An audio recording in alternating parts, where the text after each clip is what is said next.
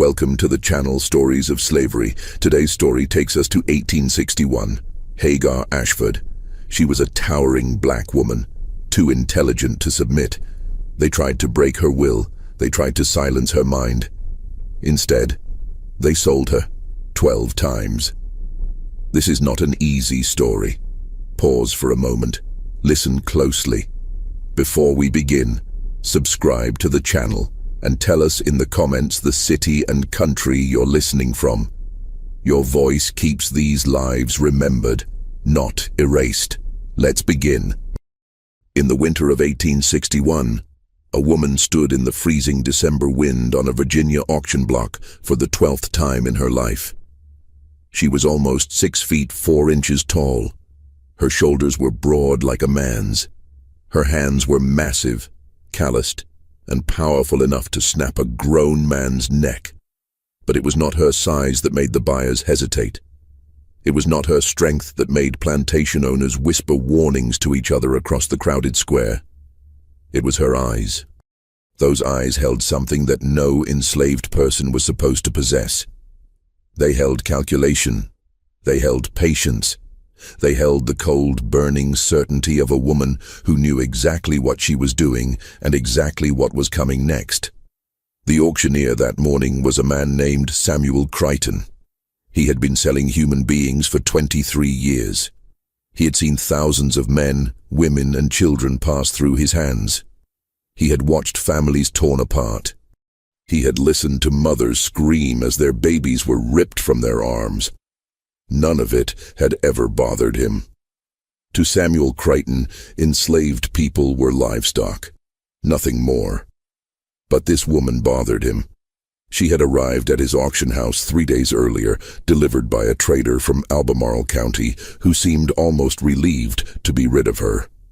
When Samuel asked why she was being sold, the trader just shook his head and said 4 words that would haunt Samuel for the rest of his life. She destroys everything she touches. Samuel had laughed at the time. He had seen strong-willed enslaved people before. He had seen fighters, runners, rebels. He knew how to break them all. A few days in the cellar without food or water. A few sessions with the whip. A few examples made of others. Everyone broke eventually. But 3 days later, standing on that auction block, Samuel understood what the trader had meant. This woman had not tried to run. She had not fought. She had not said a single word. She had simply stood there, day after day, watching everything with those terrible eyes. And in those 3 days, Samuel's best horse had broken its leg in the stable. His wife had discovered his mistress and left him. And his business partner had been arrested for forgery. Coincidence? That's what Samuel told himself. Just coincidence. But when he looked into those eyes on that auction block, he wasn't so sure anymore. Her name was Hagar. She was 41 years old, and she was about to complete a plan that had taken her 12 years to execute. This is her story. Hagar Ashford was born in the spring of 1820 on a tobacco plantation called Sweetwater, located about 15 miles outside of Richmond, Virginia. Her mother was a house slave named Ruth who worked in the main house as a seamstress. Her father was unknown, though the lighter shade of Hagar's skin suggested what everyone already knew but never spoke about. Ruth was an extraordinary woman. She had been born in Africa, captured at the age of 12, and transported across the Atlantic Ocean in the belly of a slave ship. She had survived the Middle Passage. She had survived the auction blocks of Charleston. She had survived 30 years of bondage. And through all of it, she had held on to something that should have been beaten out of her long ago. She had held on to her mind. Ruth could read. Not just simple words, but complex texts in English and French.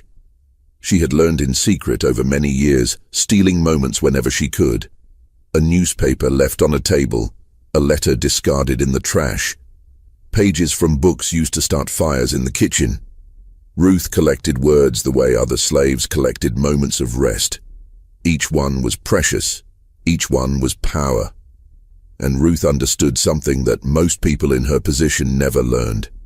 She understood that the true chains of slavery were not made of iron. They were made of ignorance. The masters kept their slaves illiterate, not because reading was useless, but because reading was the most dangerous weapon a slave could possess. A slave who could read could forge passes. A slave who could read could understand the law. A slave who could read could communicate across distances. A slave who could read could plan. Ruth began teaching Hagar to read when the girl was just 4 years old. They practiced in the small hours of the night, by candlelight, in the cramped quarters they shared with 6 other slaves. Ruth used a stick to scratch letters into the dirt floor. She made Hagar trace them over and over until the shapes became sounds, and the sounds became words, and the words became meaning. It was the most dangerous thing a slave mother could do. The penalty for teaching a slave to read in Virginia was severe. For the teacher, it meant 39 lashes and possible sale to the Deep South. For the student, it meant the same or worse. And for anyone who helped or knew and didn't report it, the punishment was just as harsh. But Ruth did it anyway, because Ruth understood that knowledge was the only inheritance she could give her daughter. The masters could take everything else. They could take her body. They could take her labor. They could take her dignity, but they could not take what was inside her mind. By the age of 7, Hagar could read better than most white children in the county. By 10, she had devoured every book she could get her hands on, and by 12, she had discovered the library. The master of Sweetwater Plantation was a man named Charles Ashford. He was a wealthy tobacco planter with over 200 slaves and one of the finest private libraries in Virginia. That library contained over 3,000 volumes, including works of philosophy, history, law, mathematics, and science. Charles Ashford was proud of his library. He considered himself an educated man, a gentleman of culture and refinement. He had no idea that his most valuable possession was being systematically consumed by a 12-year-old slave girl. She was chosen for this task because of her size and strength, which allowed her to move the heavy furniture and reach the high shelves. What no one realized was that Hagar had turned this chore into an education that would rival any university. She developed a system. Each morning, she would select one book from the shelves, memorize its location exactly, and hide it in her clothing. During the day, between her other duties, she would find moments to read, a few pages at a time, in hidden corners of the plantation. At night, she would read by the light of the moon, or by the glow of embers from the dying fire. And each morning, before dawn, she would return the book to its exact position on the shelf. She read Blackstone's commentaries on the laws of England and learned how property rights worked. She read Thomas Paine's Common Sense and understood that all men were supposed to be created equal. She read histories of slave revolts in the Caribbean and studied why they had succeeded or failed. She read books on agriculture, on medicine, on geography, on military strategy. She read anything and everything, consuming knowledge with a hunger that could never be satisfied. And she remembered everything. Hagar had been born with what people today would call a photographic memory. She could look at a page once and recall it perfectly years later. She could hear a conversation and repeat it word for word decades after it happened. Her mind was like a vast library of its own, and every book she read, every word she heard, every face she saw was filed away in perfect order, ready to be retrieved whenever she needed it. This gift would one day save her life, but first, it would destroy everything she loved. On a humid August morning in 1832, Charles Ashford walked into his library and found Hagar standing by the window, reading a leather-bound copy of Cicero's orations in the original Latin. She had gotten careless. After years of perfect caution, she had allowed herself to become absorbed in a passage about justice and revenge, and she had not heard the master's footsteps in the hallway. For a long moment, neither of them moved. Hagar stood there with the book in her hands, watching Charles Ashford's face cycle through confusion, disbelief, and finally, cold fury. "Where did you learn that?" he asked. His voice was quiet, but there was a tremor in it that Hagar had never heard before. She said nothing. There was nothing to say. She had been caught, and they both knew what that meant. Charles Ashford was not a cruel man by the standards of his time. He rarely whipped his slaves. He did not break up families casually. He provided adequate food and clothing and medical care. He considered himself a Christian and a gentleman, and he believed sincerely that slavery was a positive good for the African race, lifting them from savagery into civilization. But what he was looking at now terrified him in a way he could not quite articulate. This was not just a slave who had learned to read. This was a slave who could read Latin.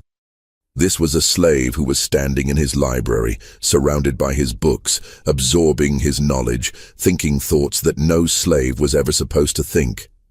This was a threat to everything he believed about the natural order of the world. "Who taught you?" he demanded. Hagar remained silent. She knew that her answer would determine not just her fate, but her mother's fate as well. If she confessed that Ruth had taught her, Ruth would be sold to the deep south, to the cotton fields and sugar plantations where slaves were worked to death in a few years. If she lied and said she had taught herself, she might be able to protect her mother. But Charles Ashford was not a stupid man. He had already figured it out. That night, Ruth was dragged from her bed and brought to the whipping post in the center of the slave quarters.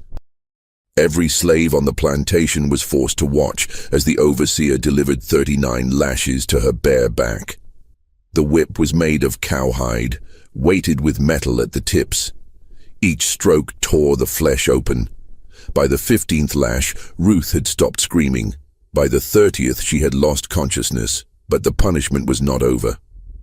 The next morning, still bleeding from her wounds, Ruth was loaded onto a wagon and taken to the slave market in Richmond.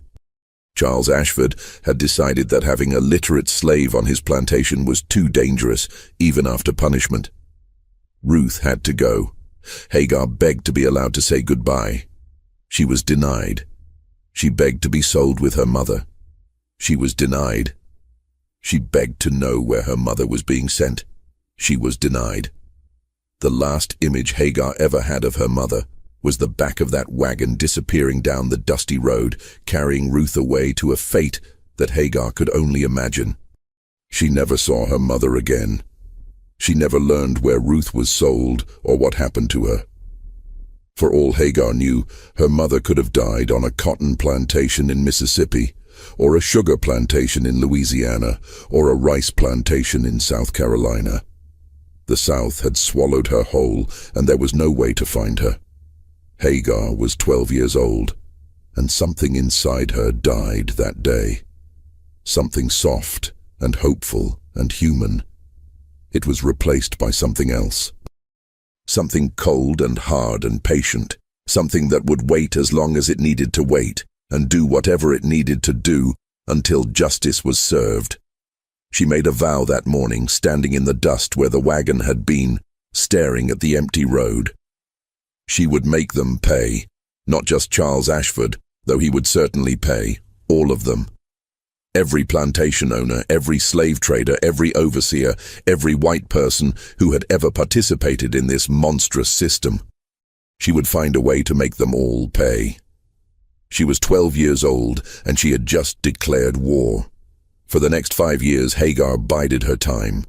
She was more careful now, never letting anyone see her read, never revealing the vast library of knowledge locked inside her mind. To the overseers and the other slaves, she was just another field hand, strong and quiet and obedient. But inside her head, she was planning. She studied the plantation's operations with the same intensity she had once applied to Cicero and Blackstone. She learned how tobacco was grown, harvested, and sold. She learned the names of the buyers and the prices they paid. She learned the routes the wagons took to market and the schedules the overseers followed. She learned the rhythms of the plantation so thoroughly that she could predict what would happen on any given day, months in advance. And she learned the weaknesses. Every system has weaknesses. Every organization has vulnerabilities. Charles Ashford ran his plantation like a military operation, with strict schedules and clear chains of command. But that very rigidity created predictability, and predictability created opportunity. The overseer, a man named Jeremiah Tate, was a drunkard who spent every Saturday night in town and did not return until Sunday afternoon. During those hours, the plantation was effectively unsupervised. The bookkeeper, an elderly white man named Franklin Wells, was nearly blind and relied on his slaves to read documents aloud to him. He never suspected that Hagar sometimes changed words or numbers as she read. The slave quarters were inspected every week, but always on Wednesday mornings, giving anyone who wanted to hide something plenty of time to prepare. And the library, despite what had happened with Ruth, remained accessible. Charles Ashford had not changed the locks or restricted access. He believed that the brutal lesson of Ruth's punishment had taught all his slaves to stay away from books forever. He was wrong.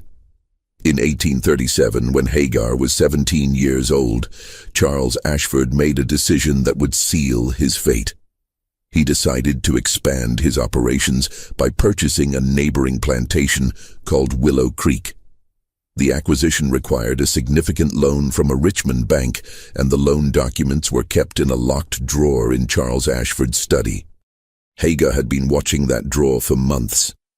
She knew which key opened it, where that key was kept, and what hours of the day the study was empty.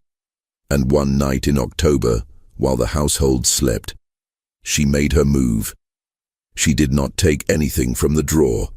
That would have been noticed immediately. Instead, she read everything inside it, every document, every contract, every letter, and then she put everything back exactly as she had found it and returned to her quarters before dawn. What she learned changed everything. The loan documents contained a clause that Hagar had never seen before, but which she immediately recognized as significant. If Charles Ashford failed to make 3 consecutive payments, the bank had the right to seize not just Willow Creek, but Sweetwater as well, including all assets and slaves. The entire Ashford fortune was leveraged against this one acquisition. It was a tremendous risk. If the tobacco crop failed, if prices dropped, if anything went wrong, Charles Ashford could lose everything. Hagar saw the opportunity immediately, but she also saw the problem. If the plantation failed, the slaves would be sold at auction, scattered across the South, their families destroyed. Many of them might end up in far worse situations than they were in now. And Hagar would lose any chance of finding her mother or executing the larger plan that was slowly taking shape in her mind. She needed to be more strategic. She needed to think not just about destroying this one plantation, but about building something larger. A network, a system, a weapon that could strike at the heart of slavery itself. And for that, she needed to be sold. It sounds insane. What slave would ever want to be sold? The auction block was every slave's worst nightmare, the place where families were destroyed and hope died. But Hagar understood something that the masters never did. She understood that the greatest power comes from movement. An enslaved person who stayed on one plantation their entire life knew only that one plantation. They knew its fields, its rhythms, its people, but they knew nothing of the larger world. They could not see the connections between plantations, the networks of trade, the vulnerabilities of the system. But a slave who moved from place to place, who was sold from one master to another, could learn things that no stationary slave could ever learn. They could map the territory. They could build connections. They could find the weak points in the armor. Hagar decided to become that slave. The question was how. Slaves did not get to choose when or whether they were sold. That decision belonged to the master alone. Hagar needed to find a way to make Charles Ashford want to sell her, while making sure she was sold to someone specific, in a place she chose. The answer came from an unlikely source: the overseer's wife. Martha Tate was a bitter, jealous woman who had long suspected that her husband was taking liberties with the female slaves on the plantation. She was right, of course. Jeremiah Tate was a predator who used his position of power to assault women who had no ability to refuse. But Martha had never been able to prove it, and confronting her husband directly would only lead to violence against herself. Hagar saw an opportunity. She began leaving evidence where Martha would find it. A torn piece of fabric from a slave woman's dress, hidden in Jeremiah's coat pocket. Scratches on his back that could only have come from fingernails. Whispered rumors that reached Martha through the house slaves who served her. Martha's jealousy grew into rage, and her rage grew into action. She began making her husband's life miserable, accusing him of infidelity, threatening to leave him, demanding that he get rid of the slave women she suspected.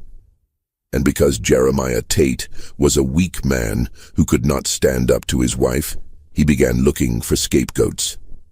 Hagar made sure she was one of them. She started being clumsy in her work, breaking tools, spilling water, making small mistakes that drew the overseer's attention. She made sure to be nearby whenever Martha was watching, cultivating a look that could be interpreted as defiance or desire depending on who was looking. And she began muttering to herself in Latin when she thought no one was listening, just loud enough to be overheard by people who would report it. Within 3 months, Jeremiah Tate had convinced Charles Ashford that Hagar was too dangerous to keep. Not because of her size or her strength, but because of her mind. The reports of her speaking in strange languages, the rumors of her unnatural abilities, the way she seemed to know things she shouldn't know, all of it combined to create a portrait of a slave who was more trouble than she was worth. In the spring of 1838, Hagar Ashford was sold for the first time. She was purchased by a man named Thomas Redford, who owned a medium-sized tobacco plantation about 40 miles from Sweetwater. Hagar had researched him thoroughly before maneuvering herself into being sold. She knew that his plantation bordered 3 others, that he had connections to traders who moved slaves between Virginia and Kentucky, and that he had a gambling problem that was slowly eating away at his fortune. She also knew that his library, while smaller than Charles Ashford's, contained something that Sweetwater's had not: a complete set of Virginia legal codes. Hagar had a plan. She was going to learn the law so thoroughly that she could use it as a weapon. She was going to find every loophole, every ambiguity, every vulnerability in the legal system that held her and millions of others in bondage. And then she was going to exploit them all. But first, she had to survive. Thomas Redford was not like Charles Ashford. He was not a gentleman who prided himself on treating his slaves humanely. He was a desperate man, drowning in debt, who saw his slaves as assets to be squeezed for every drop of value. He worked them from dawn until long after dark. He provided minimal food and clothing. He used the whip liberally for any infraction, real or imagined. And he had a particular interest in Hagar. Not a sexual interest, thankfully. Thomas Redford preferred younger, smaller women. But he had heard rumors about Hagar, about her strange abilities and her supposedly evil nature, and he was intrigued. He bought her specifically because he wanted to break her, to prove that there was nothing special about her, that she was just another piece of property to be used and discarded. He had no idea what he was dealing with. Hagar spent her first month on the Redford plantation, learning the rhythms and routines, just as she had at Sweetwater. She worked hard, kept her head down, and gave no sign of the fire burning inside her. She let Thomas Redford believe that she was just another slave, broken by the journey and terrified of her new master. But at night, while the other slaves slept, she was reading. Thomas Redford's library was in his study, which was locked at night. But locks meant nothing to Hagar. She had taught herself to pick them years ago, using techniques she had read about in a book on metallurgy and mechanical engineering. She could open any lock on the plantation in under a minute, and she made sure to practice until she could do it without making a sound. Every night, for hours, she sat in that dark study and read by moonlight, filling her mind with the laws of Virginia. She learned about property rights and contract law, about deeds and transfers, about the legal definitions of slavery and the rare circumstances under which a slave could be freed. She learned about the courts and how they operated, about the judges and their precedents, about the endless bureaucracy that kept the system running. And she began to see the cracks. The legal system that supported slavery was vast and complex, but it was also old and inconsistent. Laws passed in one decade contradicted laws passed in another. Definitions varied from county to county. Enforcement was sporadic and often corrupt. And most importantly, the system relied on the assumption that slaves were illiterate and ignorant, that they could never understand the laws that bound them, let alone find ways to exploit them. Hagar was going to prove that assumption catastrophically wrong. But she was not going to do it alone. She needed allies. She needed a network. And to build that network, she needed to be sold again. This time, she did not need to be subtle. Thomas Redford was already suspicious of her, already looking for an excuse to get rid of her. All she needed to do was give him one. She chose fire. Not a large fire, not a dangerous fire. Just a small blaze in the tobacco drying barn, started with a candle and some dry leaves, easily extinguished before it could spread. But enough to cause damage, enough to cause fear. Enough to make Thomas Redford believe that the rumors about Hagar were true, that she was dangerous and destructive and needed to be gone. Within a week, she was sold again. This time, she was purchased by a slave trader named Marcus Webb, who planned to take her south to the cotton markets of Alabama. But Hagar had no intention of going to Alabama. She had done her research, and she knew that Marcus Webb had a secret. He was illiterate. Marcus Webb had built his entire business on bluster and intimidation. He could not read a single word, but he had learned to hide it so well that almost no one knew. He had partners who handled the paperwork, clerks who read documents aloud to him, and an elaborate system of symbols and marks that he used instead of written records. Hagar saw the opportunity immediately. On the second night of the journey south, while the other slaves were chained in the wagon and Marcus Webb was sleeping by the fire, Hagar made her move. She had already worked her way out of her chains, using a technique she had taught herself years ago. She approached Marcus Webb silently, a stolen knife in her hand, and pressed it against his throat before he could wake. "I know you can't read," she said quietly, "and I know what that means for your business. If your partners find out, if your buyers find out, you'll be ruined. Everything you've built will be gone." Marcus Webb's eyes went wide with terror. No slave had ever spoken to him like this. No slave had ever held a knife to his throat. He was completely at her mercy. "I'm going to make you an offer," Hagar continued. "You're going to sell me to a man named William Garrett in Henrico County. You're going to tell him that I'm strong and obedient and perfect for field work. And you're going to forget you ever saw me. In exchange, I won't tell anyone your secret. I won't destroy your business. I won't cut your throat right now. Do we have a deal?" Marcus Webb nodded frantically. "Good," Hagar said. She removed the knife from his throat but kept it in her hand. "Now, put the chains back on me and let's get going. We have a long way to travel." William Garrett was not a random choice. He was the third name on a list that Hagar had been compiling for years, a list of the most powerful and most vulnerable slave owners in Virginia. Each name represented a step in her plan, a move in a game that only she could see. Charles Ashford was the first name, the man who had destroyed her family, the man whose plantation she had studied so thoroughly that she knew it better than he did. Thomas Redford was the second name. A gambler and a drunk, easy to manipulate, useful for gathering information about the slave trade routes. And William Garrett was the third name, because William Garrett was Charles Ashford's cousin. because William Garrett had helped arrange the sale of Ruth to the Deep South, and because William Garrett's plantation was the hub of a network that connected a dozen of the largest slave-holding families in Virginia. Hagar was not just moving randomly from plantation to plantation. She was climbing a ladder, moving closer and closer to the center of power, gathering information and building connections at every step. And when she reached the top, she was going to push the whole thing down. But first, she had to survive William Garrett. William Garrett was the worst kind of master. He was intelligent and cruel, patient and vicious, a man who took pleasure in breaking the spirits of his slaves. He did not use the whip for punishment. He used it for entertainment. He did not sell troublesome slaves. He tortured them until they died or went mad. And he had heard the stories about Hagar. When Marcus Webb delivered her to Garrett's plantation, William was waiting at the gate.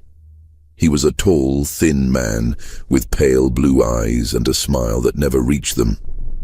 He looked at Hagar the way a scientist looks at a specimen, calculating and cold. "So this is the famous Hagar," he said, "the slave who destroys everything she touches. The slave who speaks in tongues and reads forbidden books. The slave who knows things she shouldn't know." He walked around her slowly, examining her like livestock at auction. "You don't look special to me," he continued. "You look like every other field hand I've ever owned. Big, strong, useful for heavy labor. But there's something in your eyes, isn't there? Something that the others don't have." He stopped in front of her and leaned close. "I'm going to enjoy finding out what it is," he whispered. "And I'm going to enjoy destroying it." Hagar said nothing. She kept her eyes lowered, her face blank, her body still. She had learned long ago that the best defense against men like William Garrett was to give them nothing to react to. No fear, no anger, no defiance. Just emptiness. William Garrett frowned. He had expected more. He had expected terror or resistance or something he could use against her. Instead, he got nothing. "Take her to the quarters," he said to the overseer. "Put her to work in the fields and watch her every moment, every day. I want to know everything she does." Hagar was led away, but not before she caught one last glimpse of William Garrett's face. And in that moment, she saw something that made her blood run cold. He was not just cruel. He was intelligent. He suspected that there was more to her than met the eye, and he was determined to find out what it was. He was going to watch her, study her, test her, looking for any sign of weakness or deception.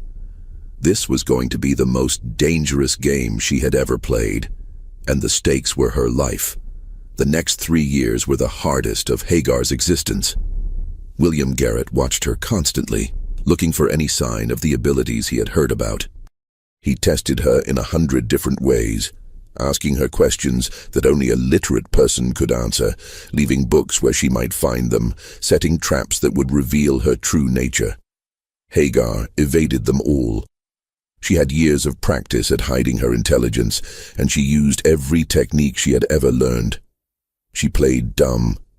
She pretended to be confused by simple questions. She handled books like they were strange, alien objects that meant nothing to her. She even occasionally made mistakes in her work that a smart person would never make, reinforcing the impression that she was just another strong, stupid field hand. But it was exhausting. The constant vigilance, the endless deception, the knowledge that a single slip could mean torture and death. There were nights when Hagar lay in her tiny cabin and wondered if it was worth it.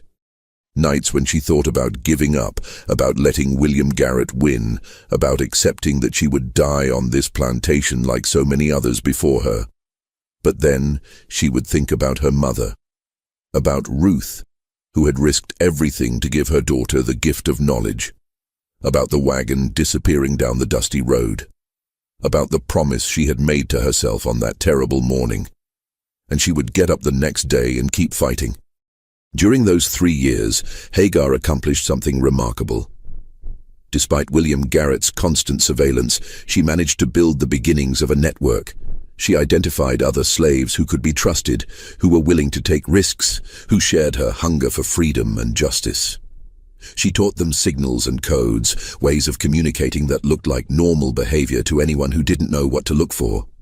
She began mapping the connections between plantations, the routes that slaves traveled, the people who could be bribed or manipulated, and she learned things about William Garrett that he would have killed to keep secret.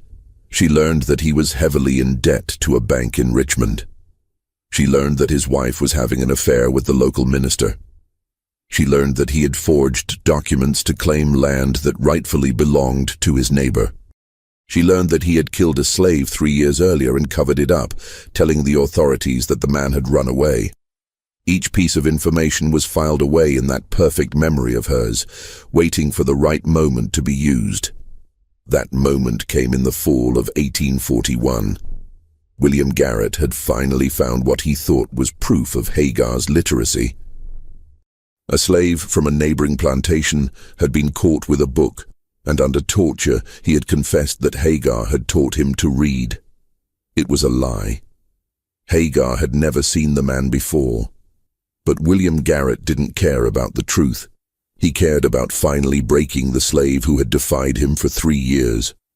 He called her to the main house and confronted her with the accusation. He showed her the confession. He described the punishment she would receive. And then he sat back, waiting for her to beg, to confess, to break. Instead, Hagar did something that William Garrett never expected. She smiled. "You're going to sell me," she said. Her voice was calm, almost pleasant. "You're going to take me to the auction in Richmond tomorrow morning, and you're going to sell me to the highest bidder. And you're going to do it quietly, without telling anyone why." William Garrett stared at her in disbelief. "Why would I do that?" "Because I know about the bank," Hagar said. "I know how much you owe and when the payments are due. I know that if you don't come up with $3,000 in the next 30 days, you'll lose everything." She paused, watching the color drain from his face. "I also know about the land you stole from Thomas Mercer. I know about the slave you killed. And I know about your wife and Reverend Whitmore." William Garrett's hands were shaking now. How do you—" "It doesn't matter how," Hagar said. "What matters is that I know. And if you don't sell me tomorrow, quietly and without questions, I'll make sure everyone else knows too. Your creditors, your neighbors, the sheriff, your wife." She leaned forward, and for the first time she let him see what was really in her eyes. "You're not going to break me, Mr. Garrett. I'm going to break you. But I'm going to do it slowly, over many years, after I've moved on to my next destination. You'll never know when the blow is coming or where it will come from. You'll just wake up one day and find that everything you've built has crumbled to dust." She smiled again. "Unless you let me go. Right now. Tonight. Then maybe, just maybe, I'll forget what I know about you. Maybe I'll let you keep your pathetic little kingdom for a few more years. Maybe." William Garrett looked at her for a long moment. His face was pale, his hands still trembling.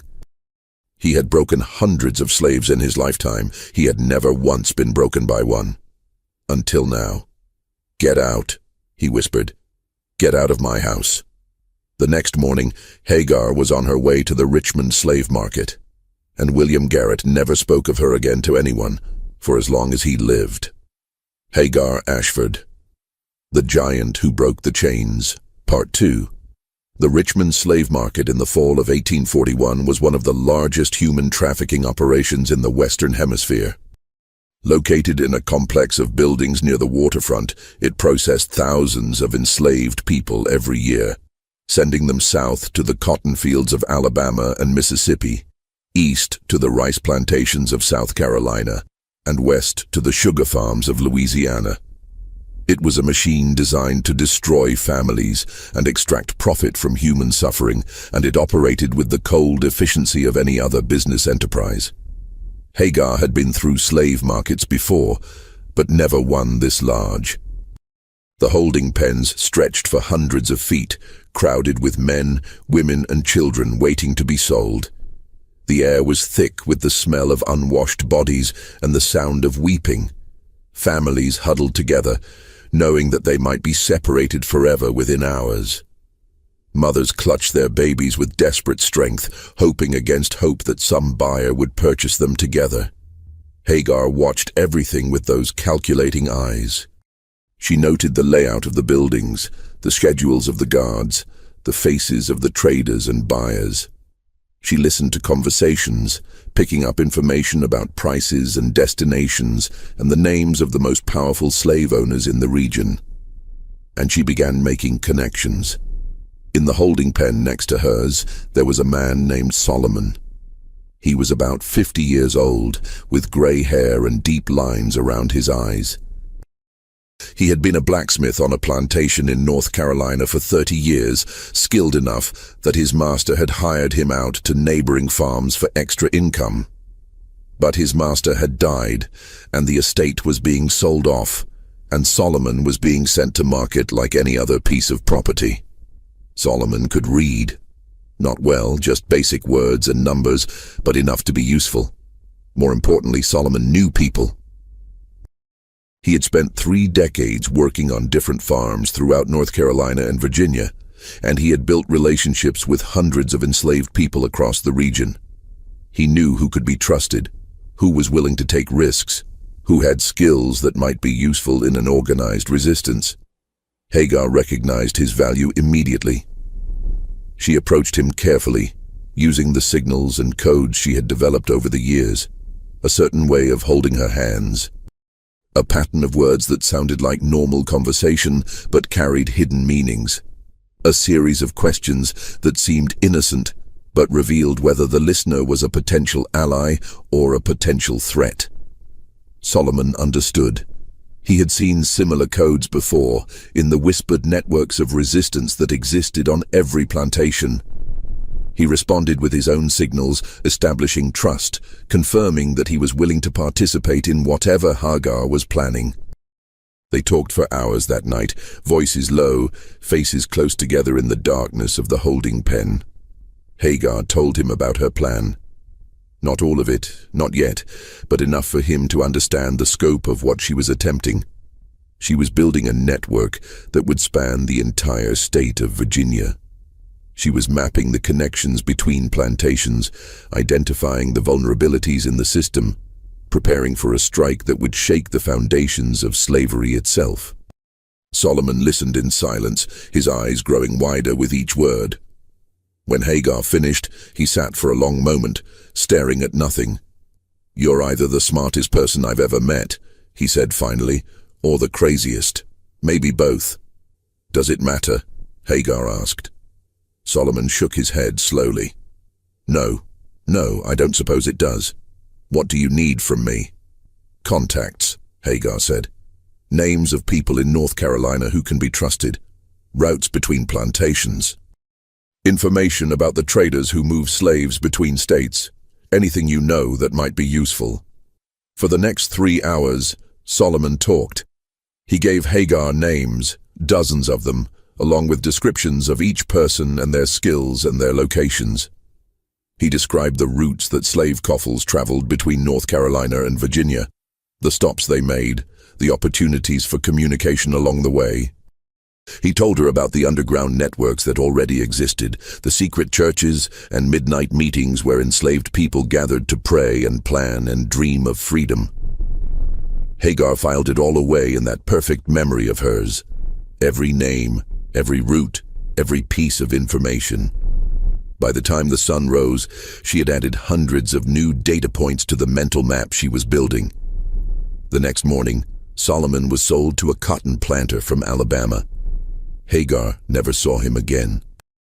But the information he had given her proved invaluable in the years to come, allowing her to extend her network far beyond Virginia into the neighboring states.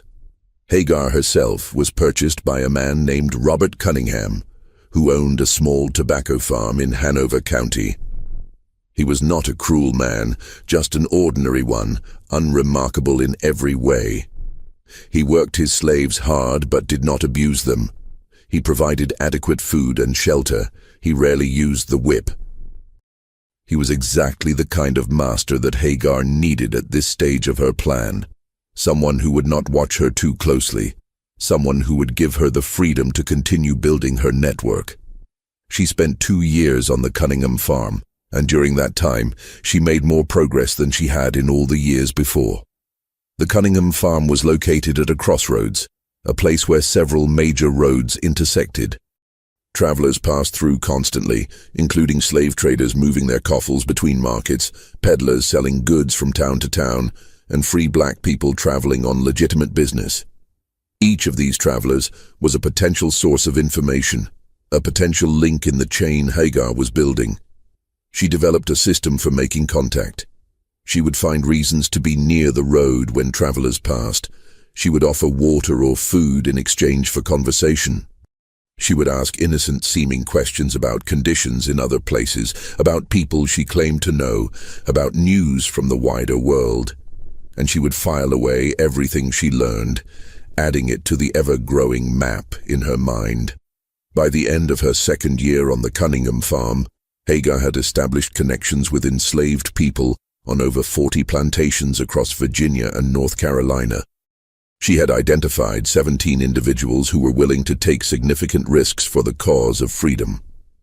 She had mapped the routes between every major slave market in the region, and she had begun to develop something far more ambitious than a simple escape network. She was building an intelligence operation. Every piece of information that flowed through her network was analyzed and catalogued. Reports on which masters were in financial trouble. Details about which plantations had weak security. Information about which slave traders were corrupt enough to be bribed. Data on the schedules of patrols and the locations of safe houses. And she was teaching others to do the same. Using the codes and signals she had developed, she trained her contacts to gather and transmit information. She created a system of dead drops and secret messages, allowing information to flow across hundreds of miles without any direct contact between the people involved. It was a remarkable achievement, all the more so because it was accomplished by enslaved people who were forbidden to read, forbidden to travel, forbidden to gather in groups, forbidden to do anything that might threaten the power of their masters. But Hagar knew it was not enough. Information was power, but only if it could be used. And to use the information she was gathering, she needed something more. She needed access to the centers of power. She needed to be close to the people who made the decisions, who held the keys to the system. She needed to be sold again. In the spring of 1843, Hagar engineered her 5th sale. She had learned from her experience with William Garrett that the best way to control her own destiny was to create situations that forced her masters to sell her.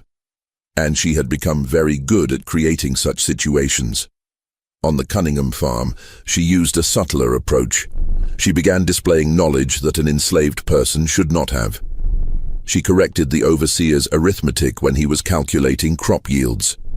She predicted changes in the weather with uncanny accuracy. She mentioned details about distant events that she could not possibly have known through normal means. The Cunningham family became convinced that she was a witch. This was not an uncommon belief in rural Virginia. Many white people, despite their supposed Christianity, harbored deep superstitions about the supernatural powers of enslaved Africans. They believed in root doctors and conjure women, in curses and hexes and evil eyes. And they were terrified of having such a person in their household. Robert Cunningham sold Hagar at the first opportunity, happy to be rid of her before she could bring some terrible curse upon his family. He sold her to a trader named James Monroe, no relation to the former president, who specialized in purchasing troublesome slaves and reselling them to buyers who did not know their histories. James Monroe was exactly the kind of man Hagar needed. He was connected to every major slave market in Virginia, Maryland, and North Carolina. He knew every plantation owner, every buyer, every seller. He had information about the slave trade that few other people possessed, and he could be manipulated. Hagar spent 6 months with James Monroe, traveling with his coffles of enslaved people from market to market. It was a brutal existence. The coffles walked for miles every day, chained together, fed barely enough to keep them moving. Many died along the way from exhaustion, disease, or despair. But for Hagar, it was an opportunity. She used those 6 months to map the entire slave trade network of the Upper South. She learned the names of every major buyer and seller, their locations, their preferences, their financial situations. She learned the routes between markets, the schedule of auctions, the prices that different types of slaves commanded.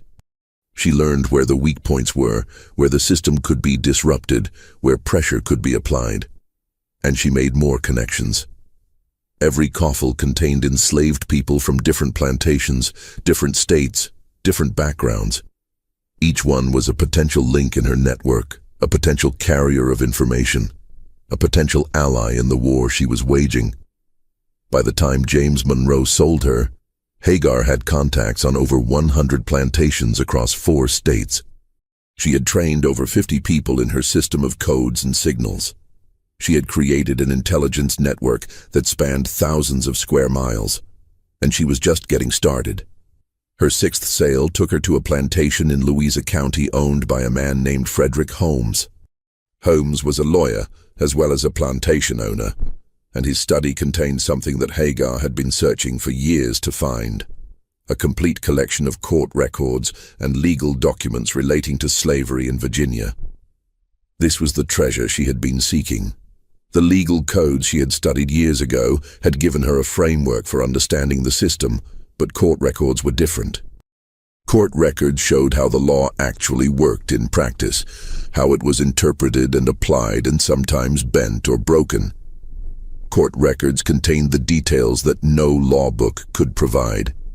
For 2 years, Hagar studied those records with the same intensity she had once applied to Blackstone and Cicero. She learned about every case involving slavery that had been decided in Virginia courts. She learned about the precedents and the exceptions, the technicalities and the loopholes. She learned about cases where slaves had been freed on technical grounds, where wills had been contested, where property transfers had been challenged. And she found something extraordinary. Hidden in the records of a case from 1812, she found a precedent that had apparently been forgotten by everyone in the legal profession. The case involved a slave named James, who had been promised freedom in his master's will, but then sold to another owner before the master died.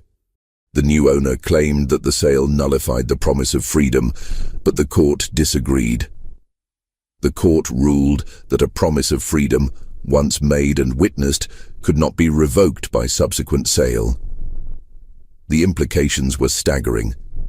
If a slave owner could be induced to promise freedom to an enslaved person, and if that promise could be witnessed and documented, then that promise was legally binding even if the slave was later sold.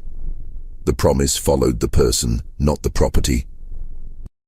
Hagar immediately saw how this could be used.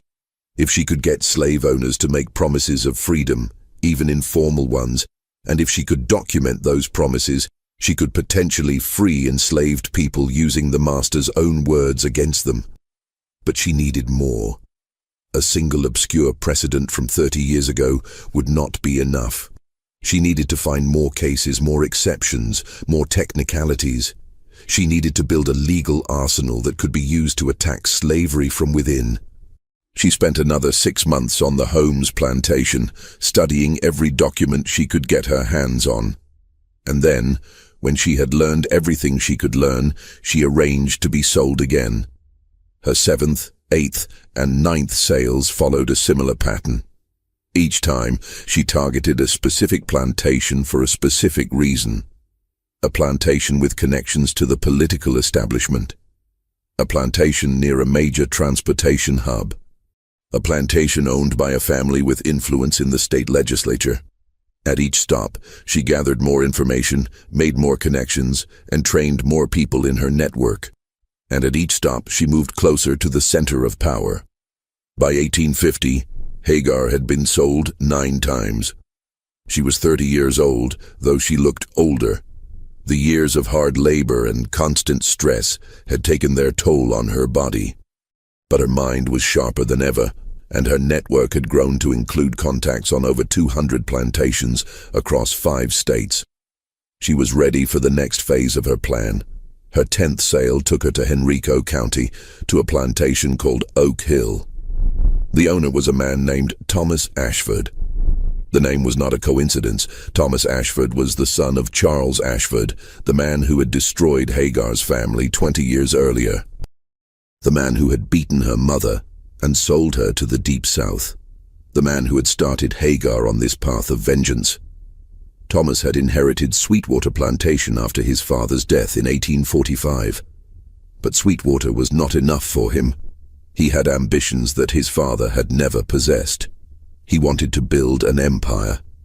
Over the past 5 years, Thomas Ashford had acquired 6 additional plantations, including Oak Hill.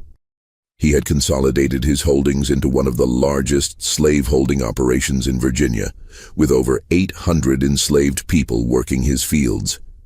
He had established connections with banks, politicians, and traders throughout the South.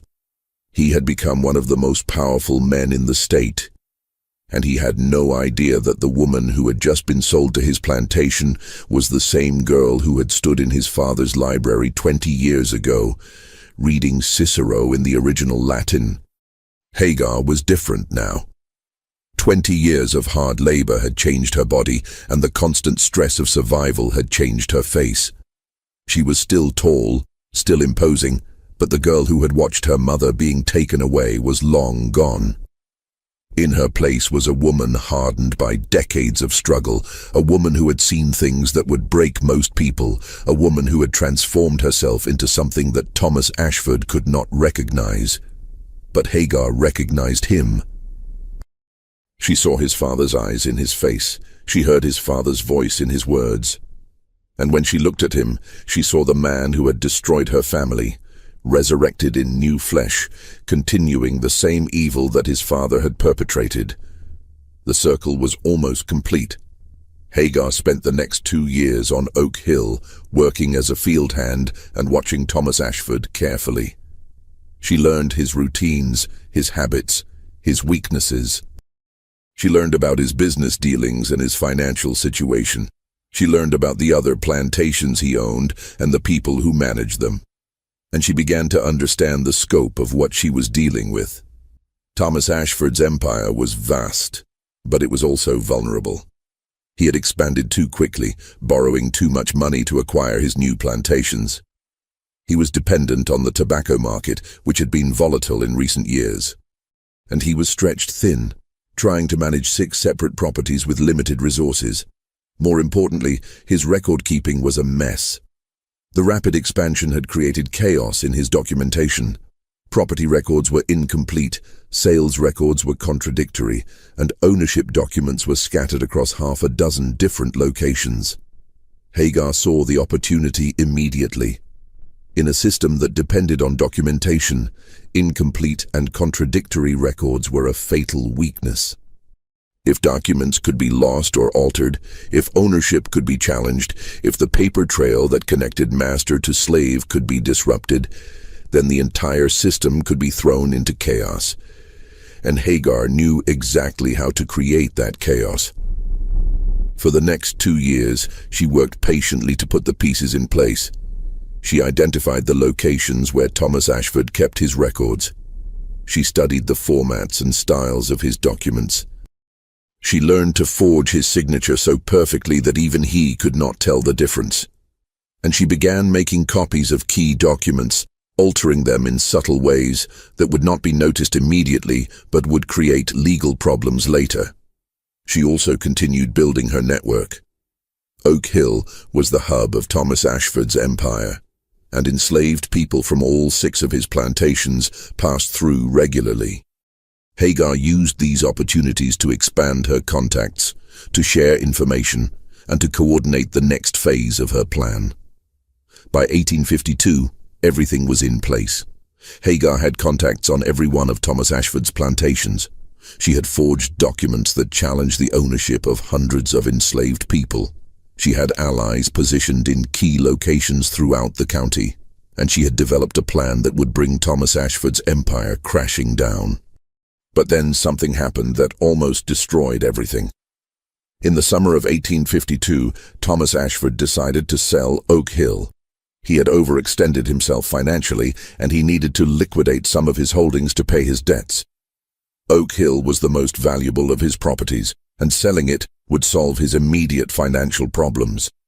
But selling Oak Hill meant selling all the enslaved people who lived there, including Hagar. This was a disaster. Hagar had spent 2 years positioning herself at the center of Thomas Ashford's empire. All her plans depended on her being able to access his records, communicate with his other plantations, and execute her strategy from within his organization. If she was sold to a stranger, everything she had built would be thrown into chaos. She had to stop the sale. But how? She could not simply blackmail Thomas Ashford the way she had blackmailed William Garrett. Thomas was too powerful, too well-connected. If she threatened him, he would simply have her killed or sold to a trader heading for the Deep South. She needed a different approach. The answer came from an unexpected source. Thomas Ashford's wife, Elizabeth. Elizabeth Ashford was a woman of contradictions. She had been raised in a wealthy Charleston family, surrounded by enslaved servants her entire life. She had accepted slavery as a natural part of the world without ever questioning it. But she was also deeply religious, a devout Presbyterian who took her faith seriously. And she was troubled. The rapid expansion of her husband's slave holdings had disturbed her. She had watched as families were torn apart to staff new plantations. She had seen the brutality that was required to control so many people. She had begun to wonder if the institution she had accepted all her life was truly compatible with the Christianity she professed. Hagar sensed this uncertainty and decided to exploit it. She began finding ways to interact with Elizabeth Ashford, offering to help with tasks around the main house, making herself useful in small ways. She was careful never to seem too intelligent or too capable. She presented herself as a simple, pious woman, someone who had found comfort in faith despite the hardships of her life. And she began planting seeds. She would mention casually that she prayed for her masters every night. She would quote Bible verses about mercy and compassion. She would tell stories about other enslaved people she had known, stories that emphasized their humanity, their faith, their hopes and dreams. Slowly, over many months, Elizabeth Ashford began to see enslaved people differently, not as property, but as people, not as problems to be managed, but as souls to be saved. When Thomas Ashford announced his plan to sell Oak Hill, Elizabeth objected. She did not want to see the families on the plantation torn apart. She did not want to be responsible for sending people she had come to know to uncertain fates in distant places. Thomas was surprised by his wife's resistance. Elizabeth had never questioned his business decisions before. But she was insistent, and after several weeks of argument, they reached a compromise. Oak Hill would be sold, but the enslaved people would be distributed among Thomas Ashford's other plantations rather than sold on the open market. It was not a perfect solution.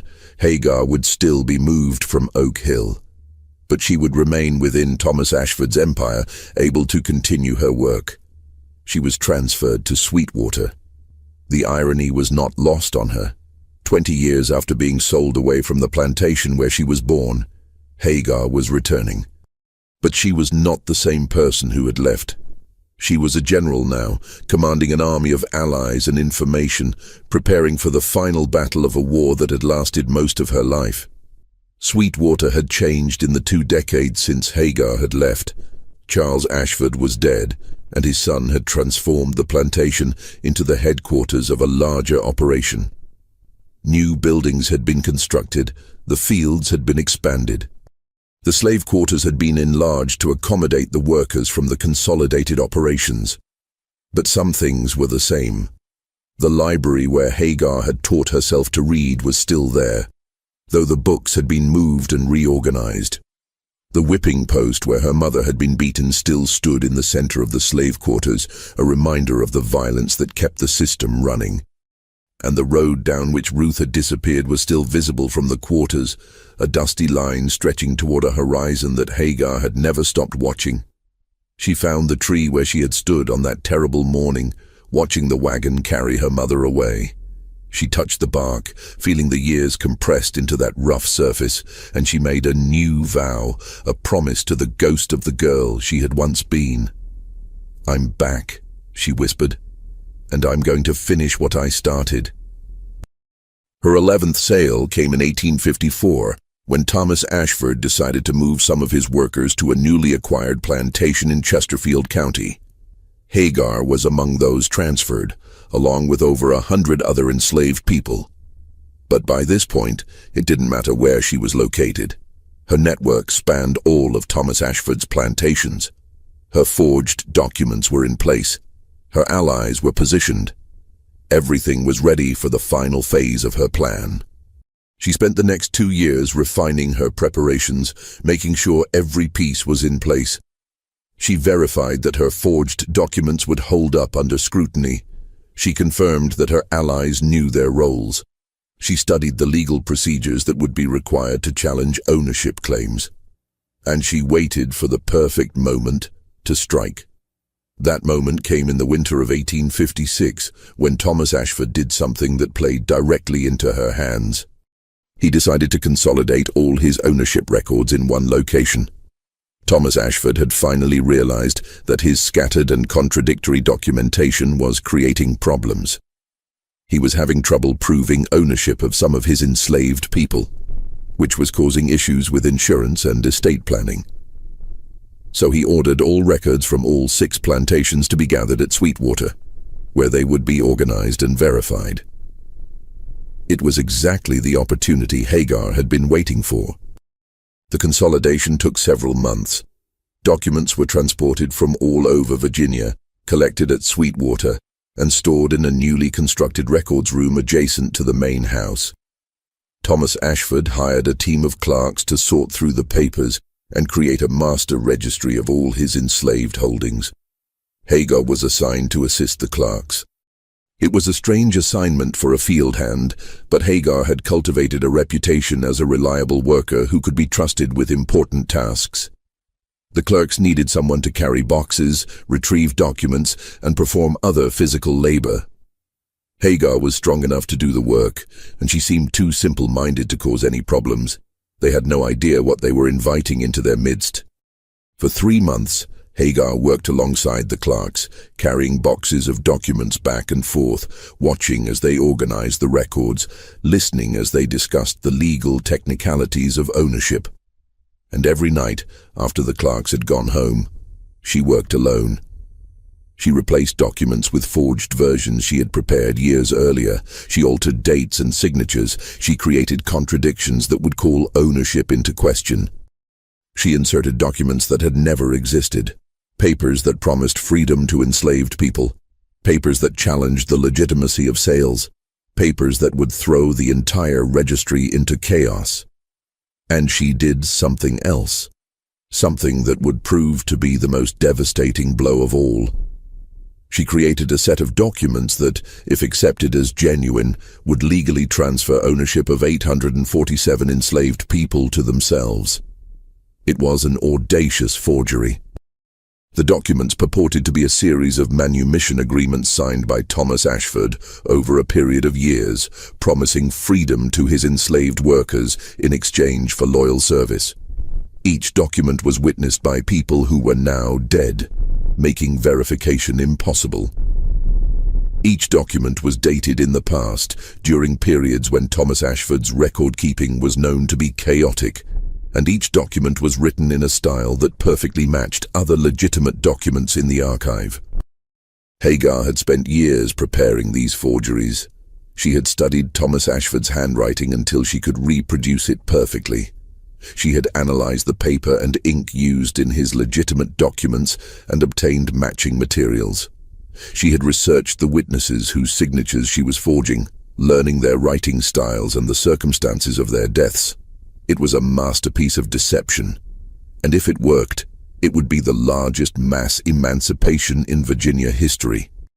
But Hagar knew that forgeries alone would not be enough. Documents could be challenged, experts could be called in, courts could rule against her. She needed something more. She needed chaos. In November of 1856, Thomas Ashford's second-largest plantation caught fire. The blaze started in the tobacco drying barn and spread to the main house before it could be contained. The plantation's records, which had not yet been transferred to Sweetwater, were destroyed. 1 month later, a series of suspicious accidents plagued his plantation in Louisa County. Tools were sabotaged, crops were damaged, livestock escaped through mysteriously opened gates. The overseer quit in frustration, and Thomas Ashford was forced to spend weeks personally managing the property. In January of 1857, Thomas Ashford's bank called in a loan that was not supposed to be due for another 2 years. The bank claimed that the loan documents showed an earlier due date. Thomas Ashford insisted that this was wrong, but when he searched for his copy of the original agreement, he could not find it. These were not coincidences. Each event was orchestrated by Hagar's network, executed by allies she had positioned over years of careful planning. The goal was to distract Thomas Ashford, to keep him off balance, to prevent him from paying close attention to what was happening in his records room. And it worked. By the spring of 1857, Thomas Ashford was overwhelmed. His empire was in disarray, his finances were strained, his health was failing. He had neither the time nor the energy to personally verify the consolidated records that his clerks were preparing. On May 15, 1857, the clerks presented Thomas Ashford with the completed master registry of his enslaved holdings. Thomas signed it without reading it carefully. He was too tired, too distracted, too confident in the competence of his employees. He had just signed his own destruction. 3 days later, a man named James Henderson walked into the Henrico County Courthouse and filed a legal challenge on behalf of 847 enslaved people. The challenge claimed that these individuals had been promised freedom by their owner, Thomas Ashford, and that the promises were documented in the recently consolidated records. The challenge demanded that the court recognize these manumission agreements and grant freedom to all 847 people. James Henderson was a free black man who worked as a clerk in a Richmond law office. He was also one of Hagar's oldest and most trusted allies. She had met him years earlier, during her time with the slave trader James Monroe, and had been cultivating him ever since. He was one of the few free black people in Virginia who understood the legal system well enough to navigate it, and he was willing to take enormous risks for the cause of freedom. The legal challenge created immediate chaos. Thomas Ashford was summoned to court to respond to the claims. He insisted that the manumission agreements were forgeries, that he had never signed any such documents, that the whole thing was a fraud. But when the court examined the documents, they found something disturbing. The agreements were in the same handwriting as other documents known to be genuine. They were on the same paper, with the same ink, bearing the same signatures and seals. They were indistinguishable from authentic documents, and they were part of the official consolidated registry that Thomas Ashford himself had signed and submitted to the court. Thomas Ashford was trapped. If he claimed that the manumission agreements were forged, he was also claiming that his own consolidated registry was fraudulent. But he had signed that registry, certifying its accuracy. If the registry was fraudulent, then Thomas Ashford himself was guilty of perjury and fraud. The court ordered an investigation. Experts were brought in to examine the documents. Witnesses were called to testify about the circumstances under which the agreements had supposedly been signed. The proceedings dragged on for months, while Thomas Ashford's financial situation deteriorated further. and Hagar watched it all from a distance, waiting. In August of 1857, the court issued its preliminary ruling. The manumission agreements appeared to be genuine. The enslaved people named in the agreements were entitled to their freedom pending a final determination. 847 people walked out of Thomas Ashford's plantations that day. They walked past the overseers who had whipped them. They walked past the gates that had confined them. They walked past the big houses where their masters had lived in luxury while they labored in the fields. They walked into freedom. Thomas Ashford fought the ruling for another 3 years. He spent every dollar he had on lawyers and investigators. He called in every political favor he was owed. He insisted to anyone who would listen that he was the victim of an elaborate conspiracy. And he was right. He just couldn't prove it. In 1860, the final court ruling came down. The manumission agreements were upheld. The 847 people were legally free. Thomas Ashford was ordered to provide them with the documentation necessary to prove their status. The stress of the legal battle, combined with his financial ruin, destroyed Thomas Ashford's health.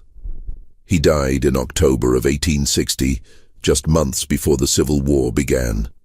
His empire was sold off to pay his debts. The Ashford family, which had been one of the wealthiest in Virginia, was reduced to poverty within a generation.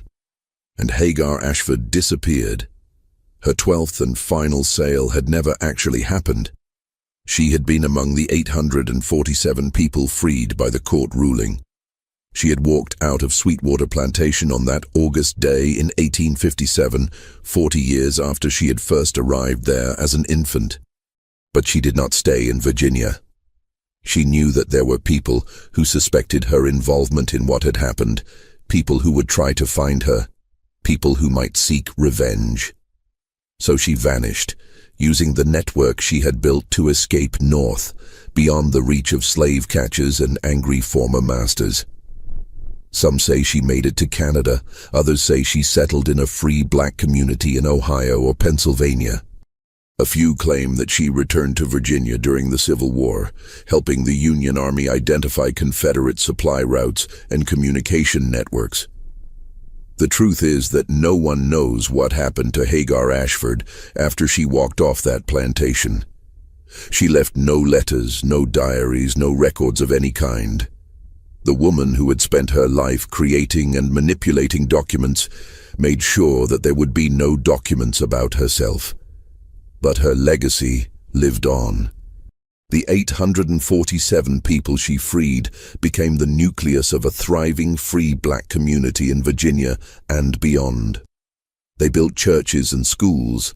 They started businesses and farms. They raised families and told stories about the woman who had set them free. And they continued her work. The network that Hagar had built did not disappear when she did. It evolved and expanded, becoming part of the larger movement that would eventually be known as the Underground Railroad.